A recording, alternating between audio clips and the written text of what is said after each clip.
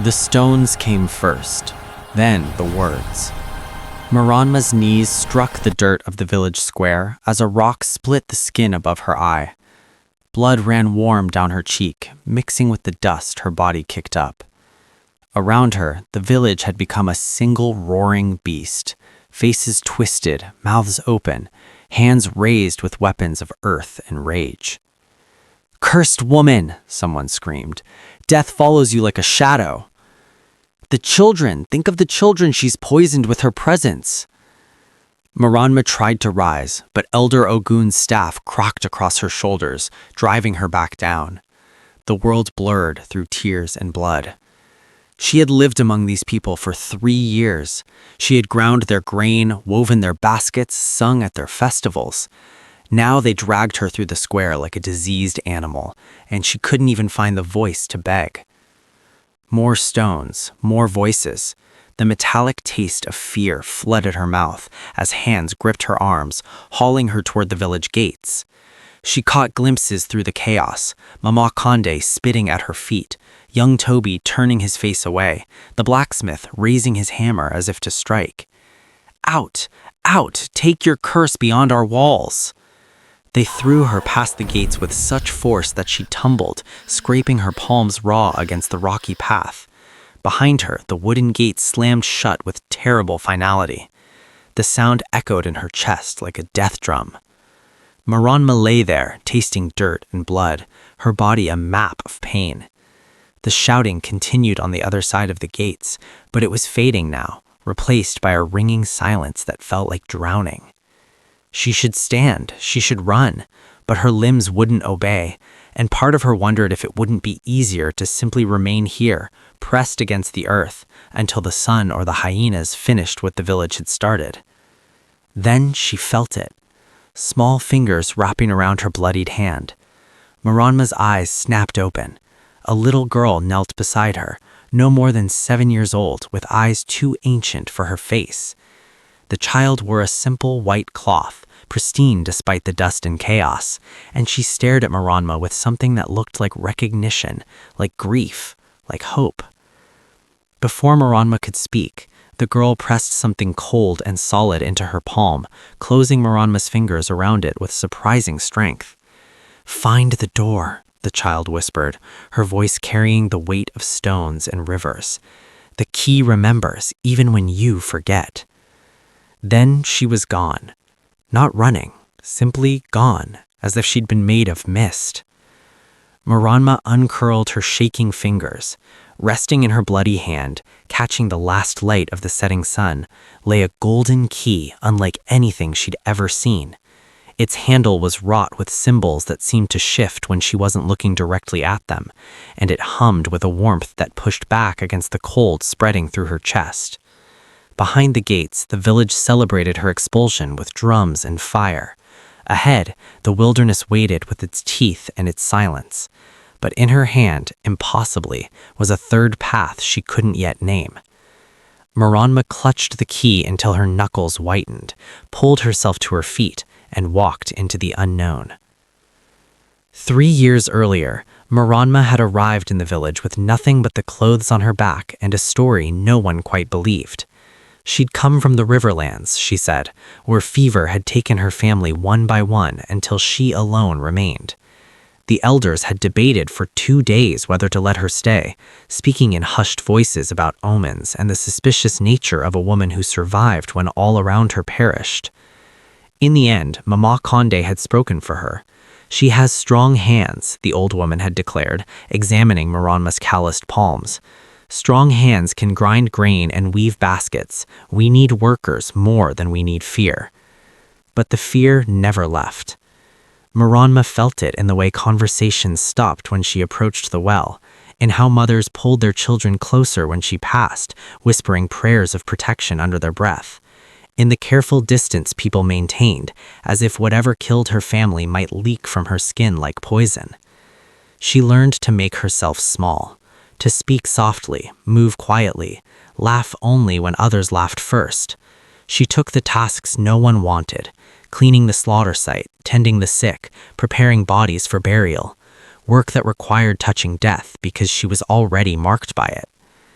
"You don't have to do this," young Toby had told her once, watching her wash blood from stones after a difficult birth that hadn't ended well. He'd been kind then, before the fear taught him better. "Someone has to," she'd replied, scrubbing until her knuckles bled. "Might as well be me." The truth was, she hoped that if she worked hard enough, gave enough, disappeared enough into usefulness, they might forget to be afraid. That one day she'd wake up and find herself simply Maranma, not Maranma who brought death, not Maranma the cursed, not Maranma who should have died with the others. But villages have long memories and short mercy. She saw it in Elder Ogun's eyes whenever he watched her at the grinding stone, calculating something she couldn't name, in how the blacksmith tested his blades a little longer when she walked past his forge, as if preparing for something inevitable. In the way Mama Conde's initial kindness had curdled into cold tolerance, then silence, then something harder. The children were the worst. They'd made a game of it, daring each other to touch her shadow, running away screaming with delighted terror. She'd smiled through it at first, tried to make it play, but children sense what adults hide, and their game held an untruth their parents wouldn't speak aloud. Maranma didn't belong, would never belong, was marked by something they couldn't see but knew was there, waiting. So she'd continued her careful dance of survival, making herself useful enough to keep, invisible enough to forget, harmless enough to tolerate. She'd believed, foolishly, that if she just kept her head down and her hands busy, she might earn what others received simply by being born in the right place to the right people. She'd been wrong. The village had been waiting for a reason, and when tragedy struck, they'd seized it with the hunger of people who'd been patient far too long. It started with the smell of smoke. Marama woke to it in the deep part of night when even the insects go silent. For a moment, she lay still on her sleeping mat, confused by the acrid taste in the air. Then the screaming began. She ran outside barefoot, her wrapper clutched around her, and saw the world painted in orange and red. The chief's compound was burning, not just burning, devouring itself, flames reaching so high they clawed at the stars. People ran in every direction, buckets splashing water that turned to steam before it touched the fire.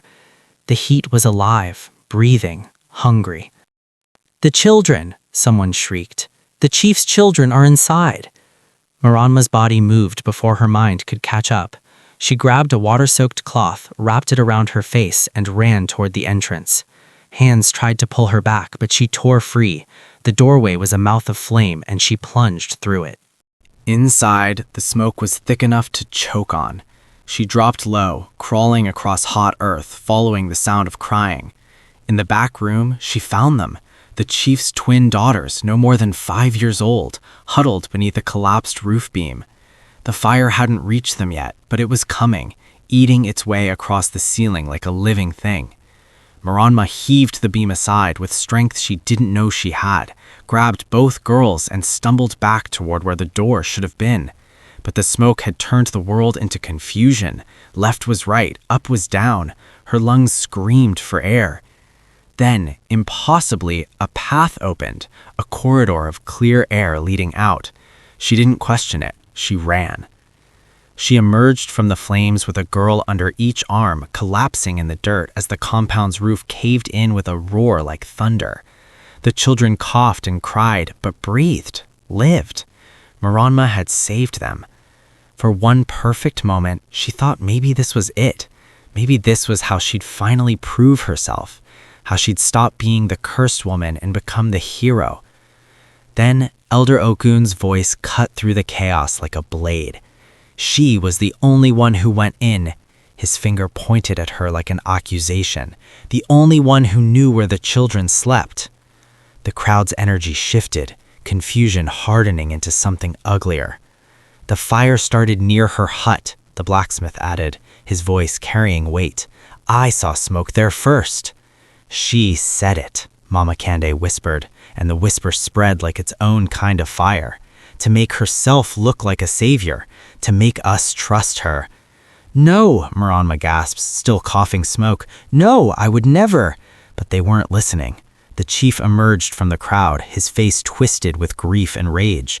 His home was ash, his children traumatized, and someone had to pay. Cursebringer, he said, and the title stuck to her like tar. Deathwalker, you brought this to us. They seized her before dawn, and by the time the sun rose, she was bleeding in the dirt beyond the gates, clutching a golden key she didn't understand, cast out from the only place she'd tried to call home. 3 days into the wilderness, Miranma stopped counting her steps and started counting reasons to continue. She found none. The forest swallowed her like it had been waiting. Trees pressed close, their branches forming a canopy so thick that even at midday only slivers of light touched the ground. She walked without direction, her feet torn and bleeding, her body a chorus of pain that had stopped meaning anything hours ago. The key hung from a strip of cloth around her neck, resting against her chest. Its warmth was the only thing that felt real anymore. Everything else, the village, the fire, the hatred in their eyes had taken on the quality of nightmare. Perhaps she'd never woken up. Perhaps she was still in that burning compound, and this was what death felt like. Endless walking through gray-green shadows that never changed. On the 4th day, she ran out of water. Her tongue swelled in her mouth, thick and useless. She found a stream, drank until her stomach cramped, then vomited it all back up. The 4th watched, indifferent to her suffering. On the 5th day, she stopped walking.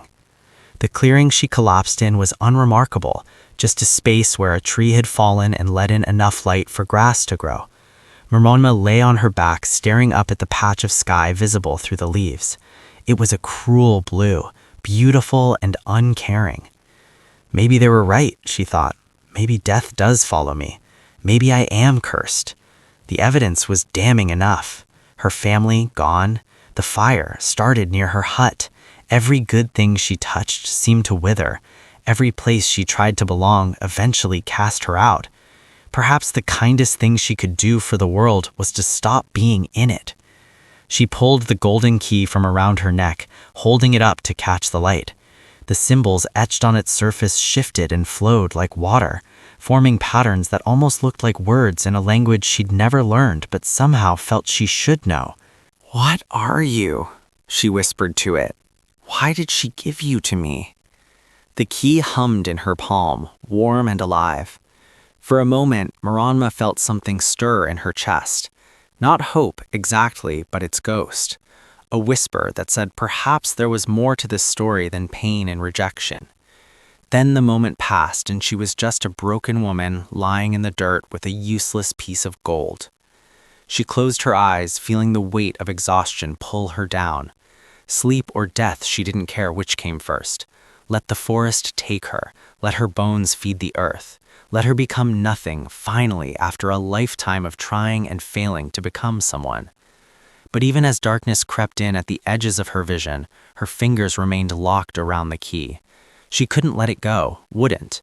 It was the last thing that strange little girl had given her, the last act of kindness she'd known, and even in her despair, Miranma couldn't bring herself to release it.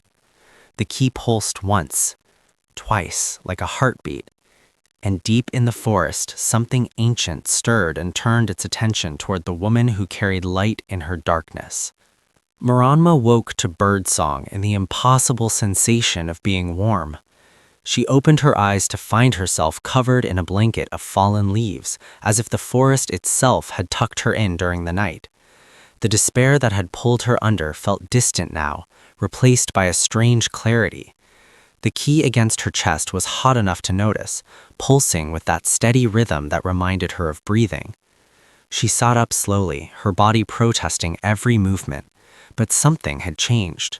The forest no longer felt indifferent. It felt expectant, like a held breath waiting to be released. The key pulsed again, and this time Miranma felt the pull. Not a physical tug, but a knowing, a certainty that she needed to go in a particular direction. North, perhaps, or what felt like north in this place where the sun barely penetrated. "Find the door," the little girl had said. "The key remembers." Miranma stood on shaking legs and began to walk. The forest changed as she moved deeper. The trees grew older, their trunks wider than 5 men could encircle, their roots breaking through the earth like ancient bones. Moss hung from branches and curtains of green and silver. The air itself felt thicker here, charged with something that made the hair on her arms stand up. The key grew warmer with each step, guiding her through brambles and over streams, past hollows where eyes watched from the darkness. She walked for hours, or maybe minutes. Time felt slippery here, unreliable. Then the trees opened, and she stopped. In the center of a perfect circle of grass stood a door. Just a door. No walls, no roof, no structure of any kind. It stood upright, ancient, and impossibly ornate, carved from dark wood that seemed to drink in light. The frame was covered in symbols that matched those on her key, flowing and shifting when she looked directly at them. Vines wrapped around it like reverent hands, but they grew around the carvings, never covering them, as if even nature recognized this thing as sacred. Miranma approached slowly, her heart hammering. From the front, she could see through the doorframe to the forest beyond. She walked around it, still just forest on the other side, a door to nowhere standing in a place where no door should be. The key burned hot against her skin. Her hands shook as she lifted it from around her neck.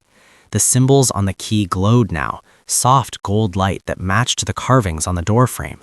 She could feel the thrumming energy between them, like two parts of something that had been separated for far too long. "The key remembers," she whispered. She stepped forward and pressed the key into a hole in the door she hadn't noticed before, a lock that revealed itself only when the key drew near. It slid in perfectly, like a bone returning to its socket. The click that followed was the sound of a world opening. Light exploded from the doorframe, not harsh but welcoming, warm as the sun she hadn't seen in days.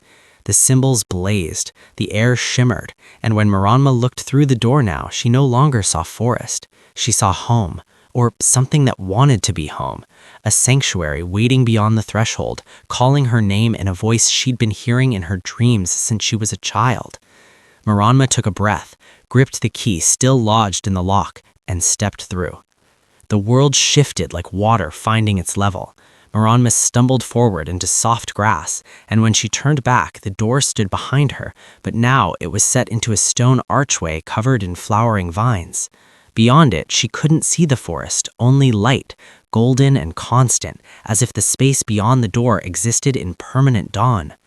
She stood in a circular courtyard surrounded by walls of living stone, where crystal-clear water trickled down carved channels and pooled in basins that reflected the sky. But it wasn't the sky she knew.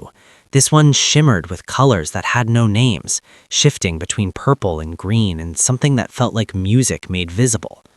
At the courtyard's center rose a structure that seemed grown rather than built, a dwelling of white stone and ancient wood, its entrance marked by 2 pillars carved into the shapes of women. Their faces were serene, their hands raised in gestures of both welcome and warning. Miranma's legs moved without conscious command, drawing her toward the entrance. The air here tasted sweet, clean in a way that made her realize how much dust and ash she'd been breathing for days. Each step felt lighter, as if the weight she'd carried was slowly being lifted. Inside, the light came from everywhere and nowhere. The walls were covered in murals that seemed to move in her peripheral vision, settling into stillness when she looked directly at them. She saw women painted there, dozens of them, each unique, each holding the same golden key she wore around her neck. Her breath caught. The first mural showed a woman standing before a burning village, the key glowing in her hand. The second showed another woman, different but somehow familiar, walking through a storm while others cowered. A third depicted a woman surrounded by the sick and dying, light radiating from her palms. Each scene was different, but the pattern was unmistakable: tragedy, rejection, transformation. "They were all cast out," Miranma whispered, her voice echoing in the sacred space. "Just like me." She moved deeper into the sanctuary, trailing her fingers along the walls. In the center chamber, she found a pool of still water, and around it, carved into the floor and letters that glowed with that same golden light, or names, dozens of them, hundreds. each name followed by words and a language that shifted as she read, translating itself into understanding. Amara, who survived the plague, Zuri, who lived when her family drowned, Aife, who walked away from the burning, Kehinde, lone witness to the great silence, and at the end, still fresh as if carved yesterday, her own name, Maranma, who saved the children from fire. Her knees buckled. She sank beside the pool, staring at her reflection in water that seemed too clear to be real. The woman looking back at her was thin, scarred, exhausted, but around her neck hung the key, glowing brighter now, and in the water's surface she could see something she'd never seen before, a faint shimmer of light surrounding her body, like a second skin made of stars. "We are not cursed," she breathed, understanding flooding through her like warm rain. "We are chosen." The guardians, the survivors, those who walked through death and carried its lessons without being consumed. The village hadn't cast her out because she was cursed. They'd cast her out because she was marked for something they couldn't understand, something that frightened them with its ancient power. She wasn't the first woman to be rejected for surviving, and she wouldn't be the last. But she was here now, in the place that had been waiting for her since before she was born, and finally, Maranma understood why the little girl had given her the key. The pool's surface rippled, though Maranma hadn't touched it. She watched her reflection fracture into 1,000 pieces, then reform into something else entirely, a different woman, in a different time, kneeling at this same pool. The woman looked up, and her eyes, ancient and knowing, met Maranma's across the centuries. "Welcome, sister," the vision said, and her voice echoed inside Maranma's skull. "Drink." The command wasn't a request. Maranma leaned forward and cupped her hands in the water. It was cold, so cold it burned, but she brought it to her lips and drank. The world exploded. Knowledge flooded through her like lightning through water. She gasped, falling backward as images crashed over her in waves. She saw the first guardian, standing before a door that hadn't existed until she needed it. Saw villages burning, children crying, women running with survival's guilt carved into their bones. "Welcome, sister," the vision said, and her voice echoed inside Maranma's skull. "Drink." The command wasn't a request. Maranma leaned forward and cupped her hands in the water. It was cold, so cold it burned, but she brought it to her lips and drank. The world exploded. Knowledge flooded through her like lightning through water. She gasped, falling backward as images crashed over her in waves. She saw the first guardian, standing before a door that hadn't existed until she needed it. Saw villages burning, children crying, women running with survival's guilt carved into their bones. Saw each guardian arrive broken and leave transformed, carrying power they've learned to wield like mercy. The visions came faster. A woman calling rain from a cloudless sky, another healing wounds with nothing but her hands and will, a third speaking to animals that answered like old friends. Each guardian had manifested their gift differently, shaped by their trauma and their choice to transform it into protection rather than vengeance. Maranma's body convulsed as something deep within her cracked open. The light she'd seen around her reflection burst outward, filling the chamber with golden radiance. She felt her bones humming, her blood singing, every cell in her body remembering what it had always known but never been allowed to express. She could feel the forest beyond the sanctuary walls, every tree, every creature, every drop of water flowing through hidden streams. The connections ran like roots through everything, and she was part of it, had always been part of it, but had never known how to listen. Then the visions shifted, and she saw darkness. A shadow spreading across the land, originating from a place she recognized with sick certainty, the village that had cast her out. The earth there was wounded, bleeding. Something ancient and hungry stirred beneath it, awakened by violence and fear and the fire that should never have burned. She saw Elder Ogun standing at the scorched remains of the chief's compound, driving stakes into the ground and patterns that formed symbols, dark symbols, old magic twisted for newer, darker purposes. He was calling something, bargaining with something, and he didn't understand what would answer. The village had blamed her for the fire, never knowing that in their fear and hatred, in their violence and rejection, they'd torn open a doorway to something far worse. The fire had been an accident, sparked by a fallen lamp in the dry season. But the ritual they'd performed after her expulsion, the cleansing, the blood sacrifice, the prayers for protection from her curse, had fed something that should have remained sleeping. In 3 days' time, when the moon went dark, that thing would rise, and it would devour everything. Miranma gasped, returning to herself with such force that she collapsed beside the pool. Her hands shook, her heart raced. The visions had shown her everything, the threat, the timeline, and the terrible truth. She was the only one who could stop it. The same people who'd cast her out, who'd beaten her and blamed her and driven her into the wilderness to die, they needed her. And if she didn't return, if she let vengeance harden her heart, the darkness would spread beyond the village, consuming everything in its path. The choice was hers, and she had 3 days to make it. Miranma spent the first day in rage. She paced the sanctuary like a caged thing, her newfound power crackling beneath her skin like trapped lightning. Every time she closed her eyes, she saw their faces. Elder Ogun's contempt, Mama Konde's cold accusation, the blacksmith's raised hammer. She felt the stones striking her body, heard their voices screaming Cursebringer, Deathwalker, heard the gates slam shut on any chance of belonging.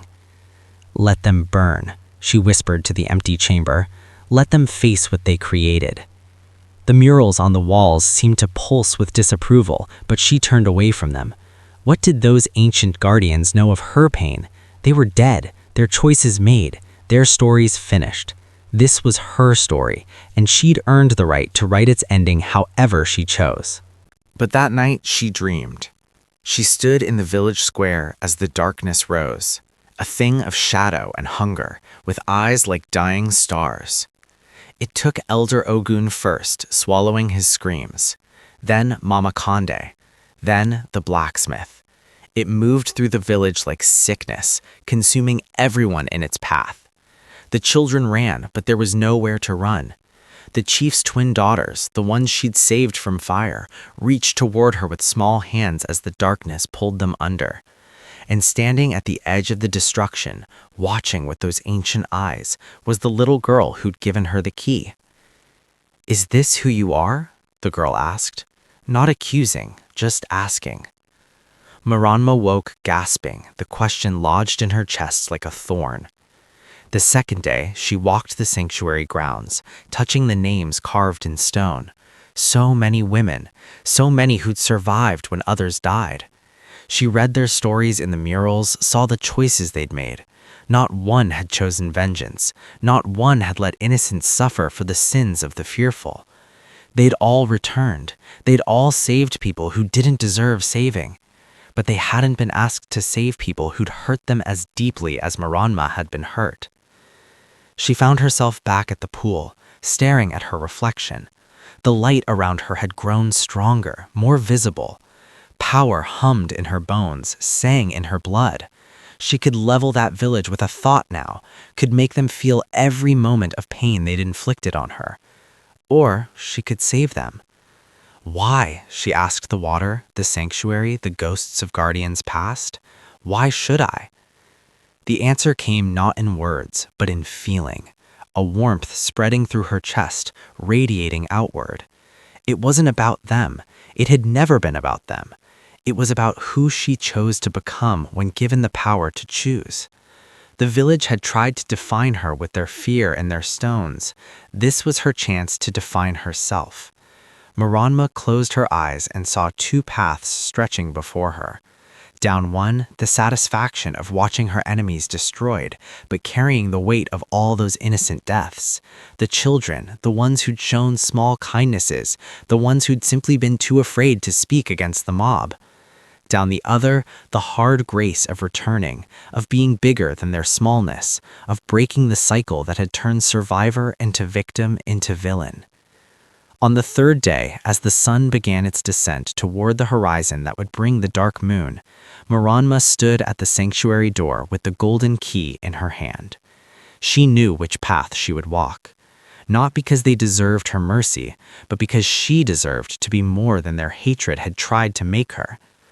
Moranma arrived at the village gates as the sun touched the horizon and the sky bled red. She looked nothing like the broken woman they'd cast out. Her wrapper was clean, woven from cloth that seemed to hold starlight. Her wounds had healed, leaving her skin smooth and marked with faint golden patterns that traced the lines of her veins. The key hung openly around her neck, blazing with light that pushed back the gathering darkness. Power moved around her like a living thing, visible to anyone with eyes to see. The guards at the gate dropped their spears. "It's her," one whispered, the words carrying terror and something else, a recognition that they'd made a terrible mistake. "The Cursebringer returns," the other breathed, but the title sounded hollow now, foolish in the face of what was approaching from the forest behind them. Moranma didn't speak to them. She walked through the gates they'd thrown her past, and the wood groaned as if in apology. The village square was full of people preparing for the dark moon ceremony, hanging charms and painting protective symbols that would do nothing against what was coming. They saw her and froze. Elder Ogun stepped forward, his staff raised like a weapon. "You dare return? After what you—" The earth shook, cutting off his words. From the scorched remains of the chief's compound, darkness began to rise. Not shadow, but darkness, a living absence that consumed light and hope in breath. It poured upward like smoke, coalescing into a shape that hurt to look at, all teeth and hunger and rage made manifest. The protective symbols the villagers had drawn cracked and shattered. People screamed, children cried, the crowd surged backward in panic, crushing against each other in their terror. The darkness spoke in a voice like grinding stone. "You called me with blood and fear. You fed me with hatred. Now I will feed on you." It reached toward the nearest villagers, the same young men who'd thrown stones at Moranma's back. They fell to their knees, paralyzed by the touch of it, their faces aging years and seconds as it drank their life force. Moranma stepped forward. The golden light around her blazed brighter, forming a barrier between the darkness and its prey. The young men gasped, released, and scrambled backward. The darkness recoiled, turning its terrible attention toward her. "You," it hissed, "you are the one they rejected. Join me. Let them suffer as they made you suffer." For a moment, just a moment, Moranma felt the pull of it, the seductive promise of vengeance, of watching them feel what she'd felt. Behind her, she could hear Elder Ogun's ragged breathing, could feel Mama Kande's terror, could sense the chief clutching his daughters close. They were seeing her now, really seeing her, seeing the power they'd cast out, the protection they'd rejected, the guardian they'd turned away when they needed her most. "No," Moranma said, her voice carrying across the square with unnatural clarity. "You were created by their fear, fed by their hate, but I am not their fear. I am not their hate." She raised her hands and the golden light intensified, spreading outward in waves. "I am what survives. I am what transforms. I am what forgives." The key at her neck burned like a small sun. "And you," Moranma said to the darkness, "have no power over me." Behind her, the village that had cast her out could only watch as the woman they'd called cursed stood between them and annihilation, choosing to be their salvation despite everything they'd done. The darkness laughed, a sound like bones breaking. "You think light can defeat me? I am made of their deepest fears, fed by generations of hatred. I am eternal." "No," Moranma said quietly. "You are a wound, and wounds can heal."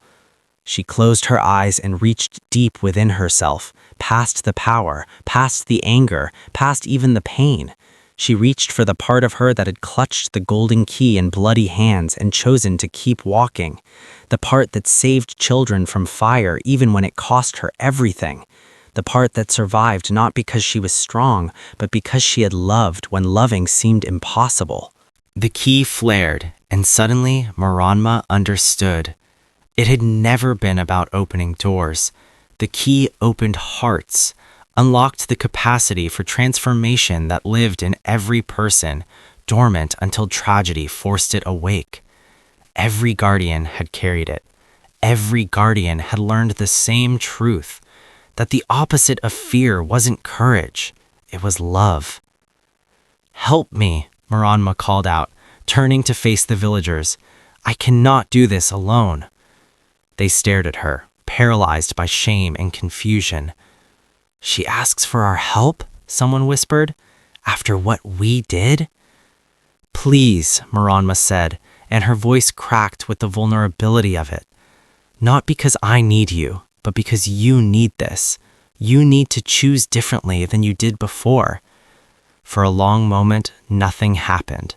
The darkness gathered itself, preparing to strike.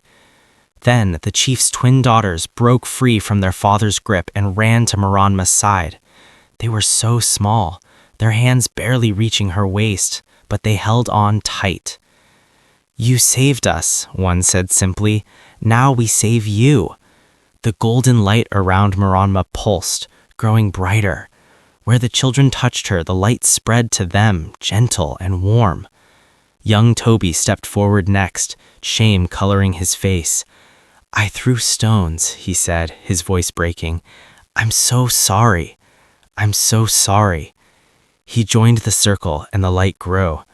One by one they came, Mama Kande weeping, the blacksmith dropping his hammer, even Elder Ogun, his pride shattered, his staff forgotten.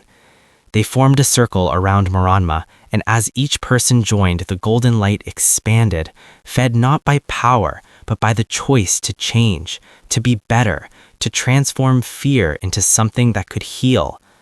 The darkness shrieked, recoiling from the light. "No! You fed me! You created me!" "And now," Miranma said, her voice joined by dozens of others, "we unmake you." The light exploded outward in a wave that washed over the entire village. Where it touched, wounds healed. Where it passed, fear dissolved.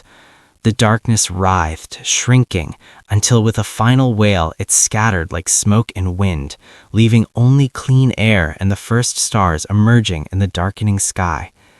Miranma fell to her knees, exhausted, and felt hands catch her, supporting her. Dozens of hands that had once thrown stones now held her with tenderness. A small figure appeared at the edge of the crowd, and Miranma's breath caught.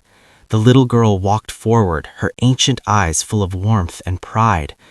As she approached, her form shimmered, revealing the truth. She was no child, but the first guardian, the one who drank from the sacred pool and opened the first door. She'd worn many faces, appeared to every guardian at their darkest moment, offering them the choice that would define them. "You unlocked more than the sanctuary," the spirit said, her hand resting gently on Miranma's head. "You unlocked them, and in doing so, you unlocked yourself." She faded like mist, her purpose fulfilled, leaving Miranma surrounded by the people who'd rejected her, and the village that would never forget what she taught them, that love, offered freely even to those who don't deserve it, has the power to transform everything it touches. The golden key around Miranma's neck pulsed once, then went still, its work complete.